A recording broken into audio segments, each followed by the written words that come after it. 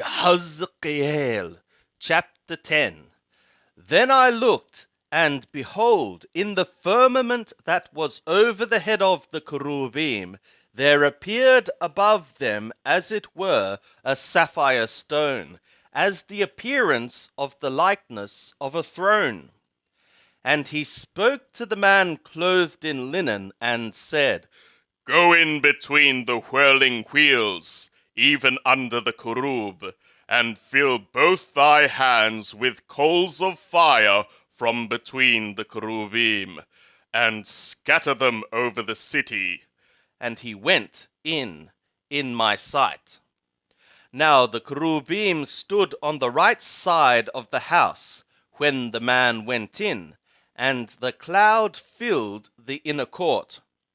And the glory of Yahweh mounted up from the cherub, and stood over the threshold of the house. And the house was filled with the cloud, and the court was full of the brightness of Yahweh's glory. And the sound of the wings of the cherubim was heard even to the outer court, as the voice of God Almighty when he speaketh.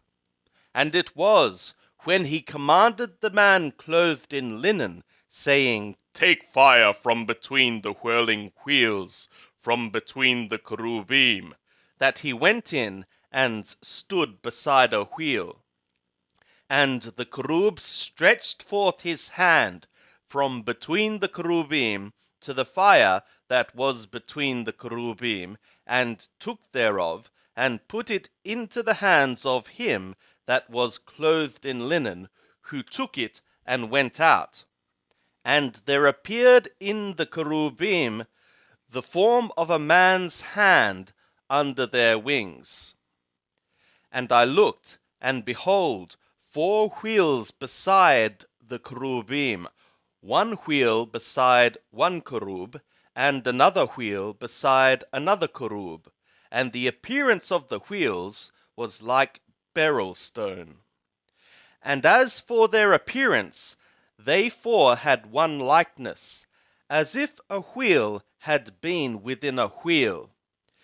When they went in their 4 directions. They turned not as they went, but to the place whither the head looked, they followed it.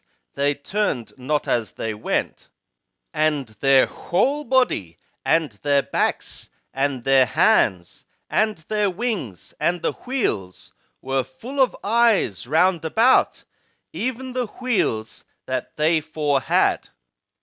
As for the wheels, they were called in my hearing the whirling wheels. And every one had 4 faces. The first face was the face of the cherub, and the second face was the face of a man, and the third face the face of a lion, and the fourth the face of an eagle. And the cherubim mounted up. This is the living creature that I saw by the river Kobar. And when the cherubim went, the wheels went beside them.